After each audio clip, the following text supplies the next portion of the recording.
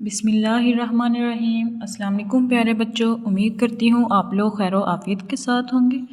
तो आज की इस वीडियो के अंदर मैं आप लोगों के साथ शेयर करने वाली हूँ अस्वा हुस्ना सेकेंड ईयर का जो उर्दू का मज़मून है वो, और ये मज़मून 10th क्लास में भी 10th क्लास के सिलेबस में भी ऐड है। तो आप लोगों ने किस तरह से इसको लिखना होता है ये मैं आप लोगों को पूरी इसमें तफसील के साथ बताने वाली हूँ। बिना स्किप किए आप लोगों ने पूरी डिटेल के साथ इसको देखना है और देखना है कि किस तरह से मैंने लिखा हुआ है। मेरा जो कॉन्सेप्ट है आप लोगों ने वो समझना है। मकसद यही है कि आप लोगों को कॉन्सेप्ट समझ में आए। तो आप लोग देख सकते हैं जो मैंने हेडिंग इसकी बनाई है, प्रेजेंटेशन है इसकी, जो पेपर प्रेजेंटेशन कितनी सिंपल सी बिल्कुल बनाई है, मतलब ओवर नहीं बनाया। तो सबसे पहले तो आप लोगों ने इन्हीं चीज़ों का ख्याल रखना है कि पेपर को इस तरह से आप लोगों ने लिखना है, इतना प्यारा अंदाज़ करके अपना अपना जो अंदाज़ इतना प्यारा अपनाना है कि जो है आप लोगों का पेपर अट्रैक्टिव हो और देखने वाले के लिए जो है वो मुतासिर कुन हो। तो देख सकते हैं आप लोगों ने मैंने जो है वो एक शेयर इसमें शेयर 2 ऐड की हुई, पेज 1। तो आप लोगों ने भी ऐसी कोशिश करनी है एक पैराग्राफ, जैसे कि मैंने ऊपर नीचे 2 शेर लिखे हैं एक पेज के ऊपर, या शेर नीचे हदीस, या फिर कोई कुरानी आयत का तर्जुमा, या इस तरह से जो भी करना है एक पेज के ऊपर आप लोगों ने कोशिश करनी है कि 2 आप लोगों के शेर या फिर हदीस शेर आ जाए ताकि खूबसूरत दिखे, जैसे कि ये आप लोग देख सकते हैं। अच्छा बेटा, इसकी मैंने लेंथ की पहले बात की थी कि जो हमारा ऐसे होता है उर्दू की, उसकी लेंथ मिनिमम 6 पेजेस तक होनी चाहिए, मैक्सिमम जो है वो हम 8 पेजेस तक लेकर जा सकते हैं। तो यहाँ पर आप लोग देख सकते हैं इसमें मैंने यहाँ पर 7 पेजेस पर ये जो मजमून है वो लिखा है, और ये मुझे सिंपल टेस्ट में आया हुआ था और इसके 20 मार्क्स थे, लेकिन मैंने इसको 7 पेजेस तक लिखा है, टाइम बिल्कुल टाइम के मुताबिक ही। तो आप लोग देख सकते हैं कितने प्यारे अंदाज में मैंने सिंपल लिखा हुआ है, ओवर राइटिंग नहीं की हुई कहीं पर भी, ना कोई वो इंक फैली हुई है, ना कोई कटिंग हुई है, नीट एंड क्लीन करके लिखने की कोशिश की है।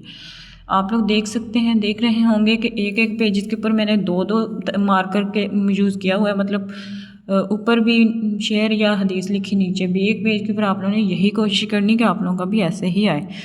तो जो है आप लोगों ने अपना इसी तरह से इसका जो है आप लोगों ने करके आना है। तो ये मोस्ट इम्पॉर्टेंट भी है, ये मैं आप लोगों को पहले भी बता चुकी है। इससे पहले मैंने 2 वीडियोस अपलोड की हैं, जिसमें से एक में मैंने बताया था कि इसमें जो पॉइंट होंगे, अहम जो पॉइंट है जिनको हम देखते हुए अपना जो है वो पैराग्राफ तैयार कर सकते हैं, वो मैंने आप लोगों को पूरी डिटेल के साथ उसमें बताया था। फिर उसके बाद मैंने एक वीडियो अपलोड की थी जिसके अंदर मैंने बताया था कि इसके अंदर हम लोग कौन कौन से शेर, कौन कौन सी हदीस या आयत के तर्जुमे लिख सकते हैं। तो वो आप लोग देख लीजिएगा, मैंने आप लोगों को वो पूरी तफसील के साथ बता दिया था। अब इसमें मैं आप लोगों को जो है वो एक मतलब ऐसे जो दिखा रही हूँ कि किस तरह से मैंने लिखा है। आप लोगों ने जो है आप लोगों ने भी इसी तरह से लिख कर आने की कोशिश करनी है ताकि आप लोगों का खूबसूरत दिखे और अच्छे मार्क्स आए। अब यहाँ सिंपल टेस्ट था, इसमें मुझे 20 मार्क्स का आया हुआ था। तो मैंने जो है वो किस तरह से लिखा है, अगर कोई आयत का तर्जुमा आ जाए तो आयत नंबर ज़रूर लिखनी है। अगर आयत नंबर का नहीं पता तो जस्ट आप लोगों ने छोटी ब्रैकेट के अंदर अल कुरान लिख देना है। तो आप लोगों ने अपना पेपर नीट एंड क्लीन लिख कर आना है ताकि आप लोग अच्छे मार्क्स आ सके। ये देखें मैंने 7 पेजेस पर मुश्तमिल है ये मेरा जो ऐसे, और इसमें मुझे 17 मार्क्स मिले हुए हैं। 20 नंबर का था लेकिन 3 नंबर पता नहीं कहाँ से कट गए। उर्दू में ऐसे ही होता है हमारे साथ हमेशा, कभी भी हमें पूरे नंबर नहीं मिलते। बहुत मतलब लक हो तो चल भी जाता है, लेकिन जो मोस्टली होता है ये होता है हमारे 3, 2, 4 नंबर तो काट ही जाते हैं, चाहे हम कितना मर्जी शोर शराबा मचा लें हमारे इतने काट ही जाते हैं।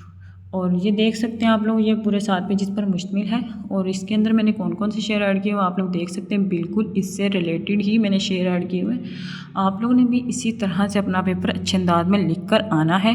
पेपर आप लोगों का जितना नीट एंड क्लीन होगा, जितना अट्रैक्टिव होगा, मार्क्स इतने ही अच्छे आएंगे, ये उतना ही मुतासिर कुन होगा चेकर के लिए। जब चेकर को चेक करने में इशू नहीं होगा, ईजी होगा, मतलब वो टिक टिक करता जाएगा, उसको पता होगा कि बच्चे ने बच्चे को बहुत अच्छे से आता था, तो आप लोगों को इस पर अच्छे मार्क्स भी मिलेंगे। तो हेडिंग भी आप लोगों ने देख ली किस तरह से मैंने बनाई थी। तो मेरे ख्याल में आज के लिए इतना काफ़ी है। फिर हम मिलेंगे किसी नए टॉपिक के साथ नई वीडियो के अंदर। तब तक के लिए अल्लाह हाफिज़, अपना ख्याल रखें, खुश रहें। चैनल को लाइक करें, सब्सक्राइब करें और शेयर करें।